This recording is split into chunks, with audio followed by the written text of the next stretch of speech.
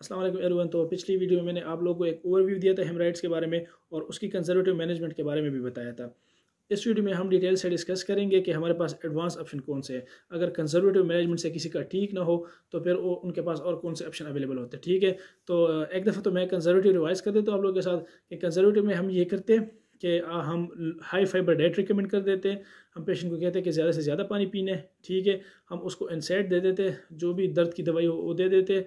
ठीक है, और उसको लोकल एप्लीकेशन के लिए हम हाइड्रोकोर्टिसोन और ये जो लोकल एनेस्थेटिक यानी ज़ैलोकेन जेल वगैरह होते हैं हम ये देते हैं कि उसको बड़े पेशाब की जगह पर लगा देना है।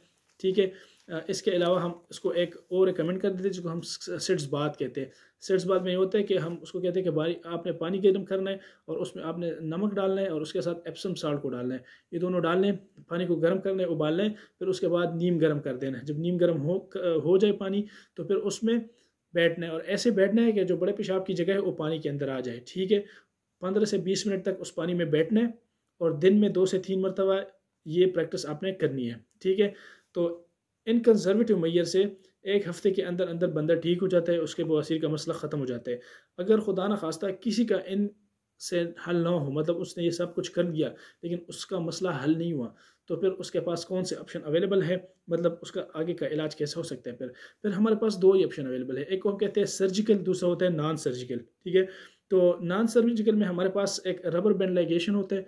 रबर बैंड लाइगेशन में हम जहाँ से ये वेन निकलती है, जहाँ से बवासीर वाली नालियाँ, खून की नालियाँ निकलती है ना, तो हम उधर एक बैंड लगा देते हैं और उसके जो ब्लड सप्लाई वो काट देते हैं, तो ये सुकड़ जाते और बवासीर ख़त्म हो जाते हैं। तो एक तो रबर बैंड लाइगेशन होते हैं। इसके अलावा जो दूसरे होते हैं वो है इलेक्ट्रोकोगुलेशन, कि हम करंट पास कर देते हैं इन बवासीर से। हम बिजली के साथ कनेक्ट कर देते हैं, कार्ट्रिज हमारे पास होती है, और फिर वो करंट हम बवासीर से पास कर देते हैं, जिससे ये सुकड़ जाते और ख़त्म हो जाते हैं। जो तीसरा ऑप्शन होता है उसको हम इंफ्रारेड कोगुलेशन कहते हैं। इंफ्रारेड कोगुलेशन में हम ये करते हैं कि एक प्रोब होती है हमारे पास, उसको हम बड़े पेशाब की जगह के अंदर डाल देते हैं। ठीक है, और वो प्रोब अंदर हीट रिलीज़ कर देती है, जिस हीट की वजह से मतलब वो गर्माइश पैदा कर देती है, और उस गर्माइश से वो बवासीर अंदर जल जाते हैं और वो सुकड़ जाते हैं और ख़त्म हो जाते हैं। ठीक है, तो ये हमारे पास तीसरा ऑप्शन हो गया। जो चौथा ऑप्शन है उसको हम स्क्लेरोथेरेपी कहते हैं। स्क्लेरोथेरेपी में हम ये करते हैं कि हम कुछ केमिकल्स देते हैं, ठीक है, जो स्क्लेरोजिंग एजेंट्स होते हैं, और वो इसके अंदर इंजेक्ट कर देते हैं। जब वो इसके अंदर इंजेक्ट कर देते हैं तो इससे ये सुकड़ जाते हैं और ख़त्म हो जाते हैं। तो ये नॉन सर्जिकल हमारे पास 4 ऑप्शन अवेलेबल है। अगर किसी का कंजर्वेटिव से भी नहीं हुआ या नॉन सर्जिकल से भी नहीं हुआ तो फिर हम जाते हैं सर्जरी की तरफ, और सर्जरी में हम उसको कहते हैं हेमराइडेक्टमी।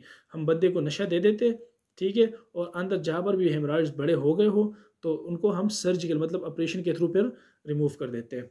तो ये होता है हमारे पास हेमराइड्स।